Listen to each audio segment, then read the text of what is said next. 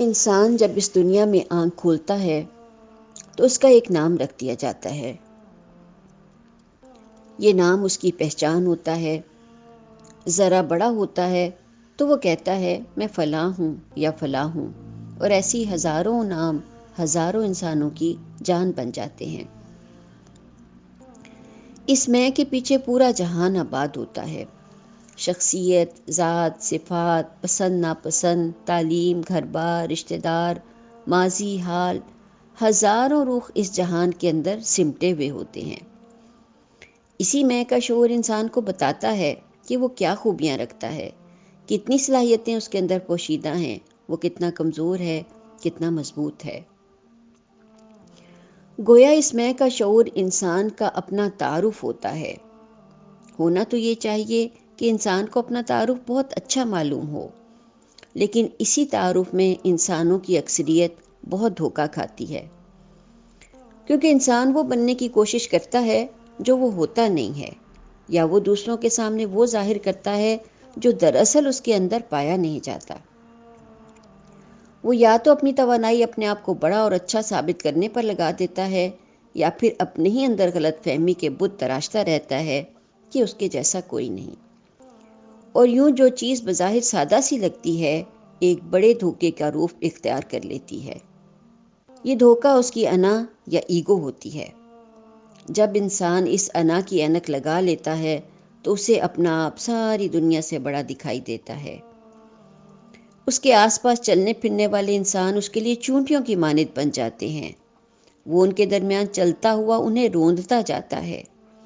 اس کی باتیں، اس کے رویے کسی کا دل توڑتے ہیں، کسی کو تکلیف دیتے ہیں، اور خود وہ ان باتوں کے احساسات سے عاری ہوتا ہے۔ اسے پتہ ہی نہیں چلتا کہ وہ کیسے اپنی میں کو پالتا پوستا موٹا کرتا جاتا ہے۔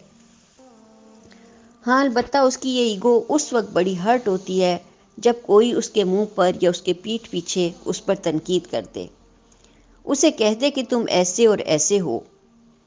کبھی کبھی ایسی تنقید سچی بھی ہوتی ہے، انسان کو حقیقت کا آئینہ بھی دکھاتی ہے، اصلیت سامنے لاتی ہے، لیکن حقیقت و اصلیت کو ماننا بڑے دل گردے کا کام ہوتا ہے۔ وہ ازل سے اندر چھپی ہوئی میں سینہ تان کر سامنے آ کر کھڑی ہو جاتی ہے۔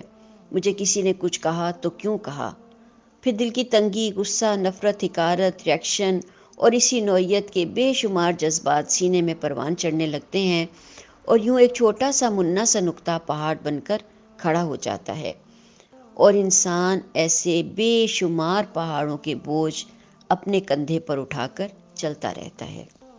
حالانکہ انسان کے اندر یہ انا اور ایگو کا جذبہ تو دراصل اس کی خودداری کے لیے ہے، جو اس کی حفاظت کرتی ہے، اس کی عزت نفس کو قیمتی بناتی ہے، اسے احساس دلاتی ہے کہ وہ موم کی ناک نہیں ہے کہ جسے جو جب چاہے مروڑ دے، یا وہ تختہ مشق نہیں ہے جس پر دوسرے اپنے تجربات کرتے رہیں، بلکہ یہ تو وہ حصار ہے جو اسے ذلت اور رسوائی سے بچاتا اور مضبوط بناتا ہے۔ گویا یہ میں ایک جانب عزت نفس اور خودداری اور دوسری جانب فخر و تکبر کے درمیان کھنچی ہوئی ایک لکیر ہوتی ہے، جس کی حدود کا تعین ہر ذی روح نے خود کرنا ہوتا ہے۔ اسے خود کو گرنے سے بھی بچانا ہوتا ہے، اور غرور و نخوت کی بلندیوں کو چھونے سے بھی روکنا ہوتا ہے۔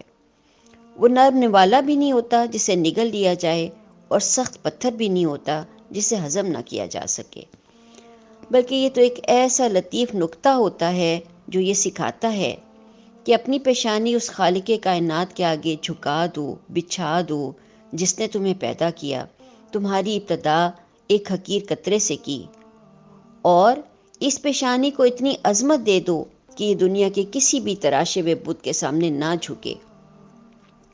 اپنی میں کی بھی حفاظت کرو اور کسی دوسرے کی میں کو بھی نہ چھیڑو، اس کو بھی تحفظ دو، کیونکہ ہر میں حسین ہے، خوبصورت ہے، اسے گرنے سے، بکھرنے سے بچا لو، اس لیے کہ اس کائنات کی ان گنت تخلیقات میں سے اصل تخلیق یہ میں ہی ہے۔